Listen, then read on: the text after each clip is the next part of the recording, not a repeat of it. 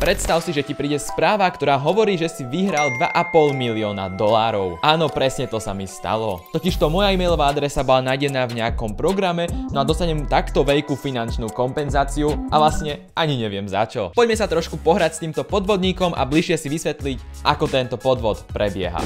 Tieto peniaze tak mi pošlú cez banku v Afrike, v Beninskej republike. No a pán James ma uisťuje, že tam nie sú žiadne nezrovnalosti, všetko je tak, ako má byť. Vôbec to nie je čudné, že mám zrazu len tak dostať od niekoho, koho vôbec nepoznám, $2,5 milióna. No a teda chce po mne, aby som vyplnil nejaké dokumenty, na základe ktorých mi tie peniažky pošlu. Keď sa mi znovu ozvete, pošlem vám formulár so žiadosťou na okamžité vydanie bankomatovej karty.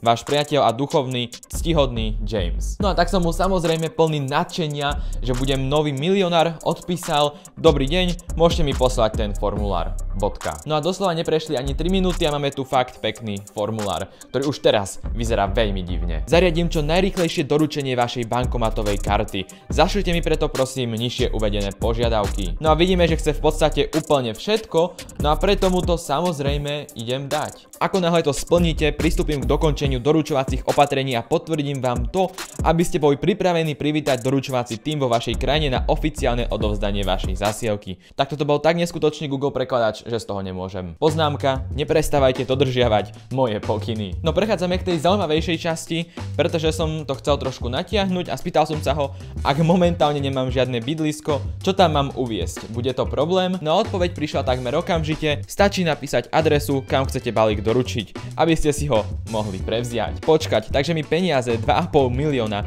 nepríde na účet, ale ako bankovky balíkom? No a dostal som fakt pekné vysvetlenie. Neprichádza ako bankovka, bude vám doručená karta, ktorá vám umožní prístup k vlastne týmto peniazom.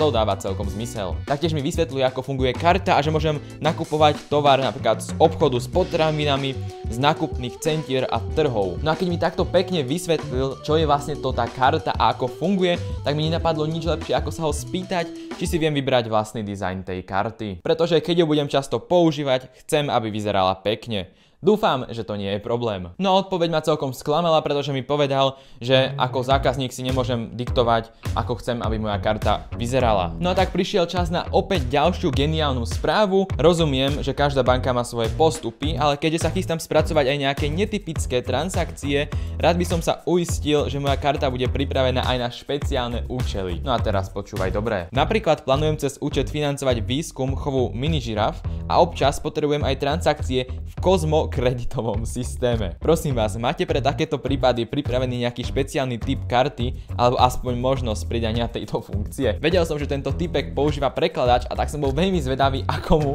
tieto minižirafy a kozmokreditový systém preloží a aká bude tá jeho správa, ak nejaká vôbec ešte príde. Hneď ideme pokračovať, ale ak nemáš odber, daj ho hneď, pretože potrebujeme tých 50 000. Ďakujem. Rozumiem vašim vysvetleniam a banka sa postará o vašu žiadosť, takže pokračujte a uveďte uvedené požiadavky. Dobre, v poriadku, čo mám teda urobiť? Zase mi teda poslal ten istý formulár, no a tak som ho tentokrát už samozrejme išiel vyplniť. Ešte predtým ale samozrejme z mojej strany musela prísť ďalšia úplne zbytočná otázka, či potrebuje len číslo môjho preukazu alebo aj fotku. Je to pre tvoju identifikáciu, aby nedošlo k nesprávnemu predaniu zasielky. Takže sa tomu snažte rozumieť a spolupracovať.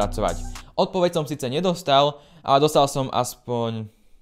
Vlastne ani neviem. Dobre, ale kto mi zaručí, že to nie je podvod a neokradnete ma o moju identitu? Samozrejme tam nejdem posielať svoje údaje, ani vy by ste nemali posielať nikomu žiadne z týchto svojich údajov, ale potreboval som sa zahrať na trošku takého menej inteligentného človeka. No a odpoveď, ktorú som dostal, je, že nemám byť skeptický a že pán James ma už teda uistil, že toto všetko je v poriadku. No a prichádza čas, ktorú veľmi milujem na týchto podvodníkoch a to je to, že aby som mu veril, tak začne teda hovoriť, že je služobník Boží a nemôže sa zapojiť do ničoho, čo by neoslavovalo všemohúceho Boha, pretože súčasťou jeho povolania je kázať Božie evanjelium ľuďom a učiť ich cestám, ktoré ich vedú do neba. Takže neexistuje spôsob, ako by som mohol svojim blížnym ublížiť alebo ich zraziť. Neviem, prečo by chcel svojich príbuzných zraziť, ale asi to je jedno. Keď si túto správu rozdelíme do niekoľkých častí, tak môžeme vidieť, že najprv ma uistí, že sa nemám ničoho báť, pretože proste je všetko v poriadku, no a následne takto podporiť tým,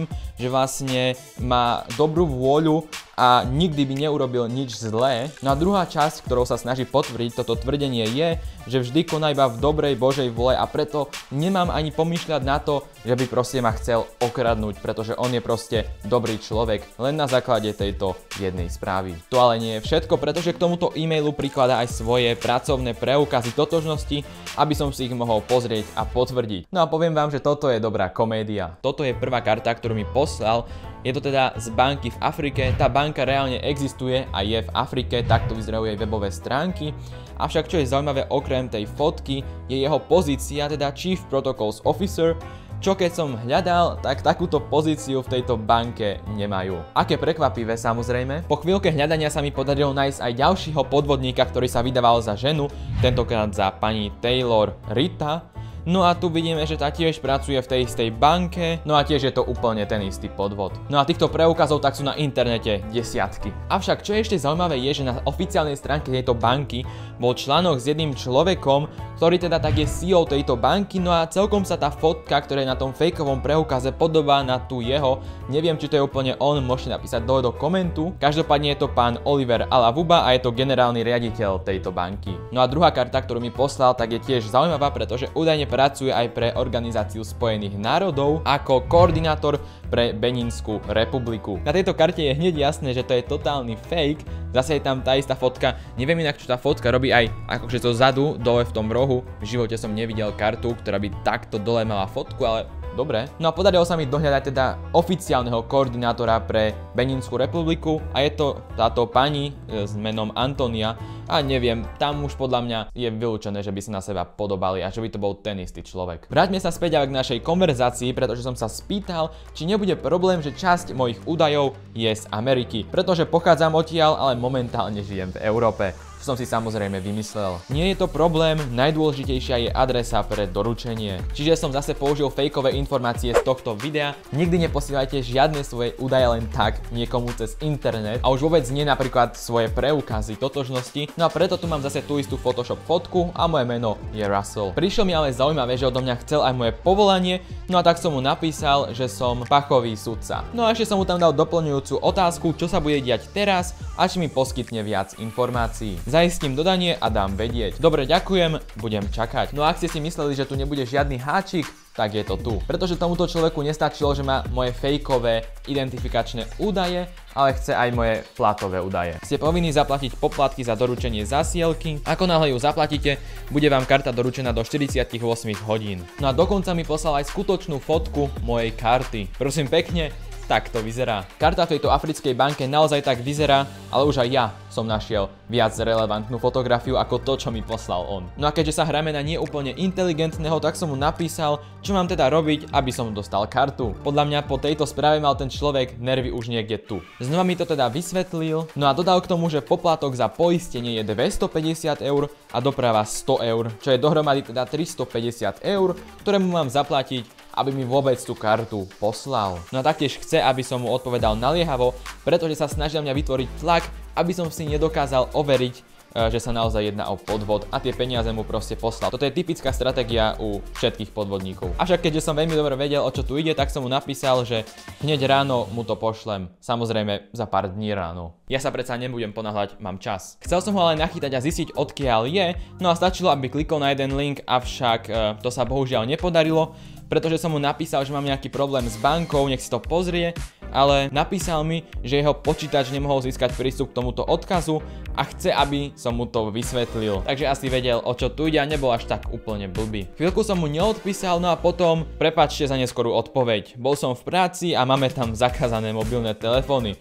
Myslím, že to nedokážem bohužiaľ vysvetliť, pretože to je v inom jazyku. No a tak sa vrátil naspäť k svojej téme, kde trval na tom, aby som mu poslal tých 350 eur. Ale rád by som vedel, akú spoločnosť zastupuje. No a keďže mi na to nič neodpísal, tak znova som sa ho spýtal, či mi pošle tie údaje, aby sme sa vrátili k nejakej konverzácii. No a zrazu ako Aladin reagoval takmer okamžite a tie údaje mi s radosťou poslal. Toto sú teda údaje, kde mám poslať tie peniaze.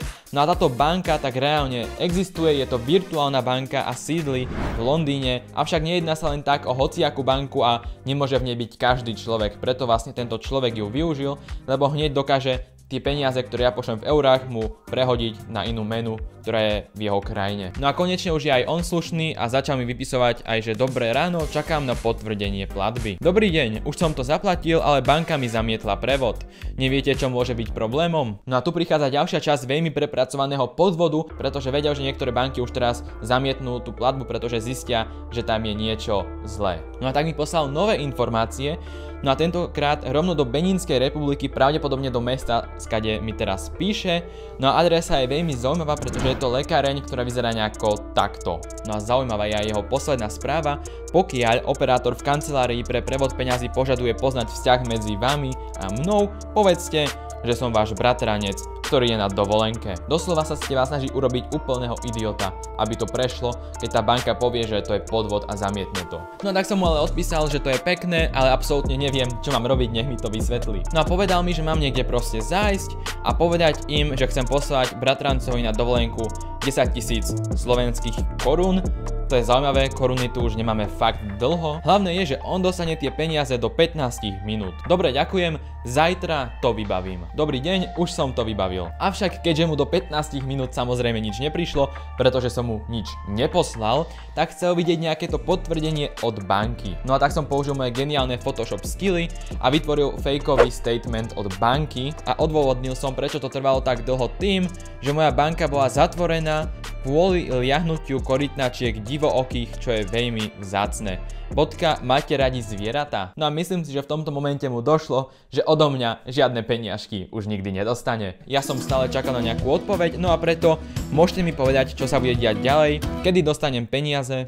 Dobrý deň, prišla vám moja správa. Avšak pán James prišiel na to, že so mnou premrhal už fakt veľa času, pretože snáď týmto spôsobom podviedol aspoň o jedného človeka menej, no a týmto videom sa mu snáď nepodarí podviesť nikoho z vás, pretože budete vedieť, o čo tu ide. Ja na tie 2 milióny ešte stále čakám, nič mi bohužiaľ neprišlo, asi už ani nepríde, ale napíš mi dole do komentu, či sa ti niečo také stalo. No a vidíme sa zase na budúce.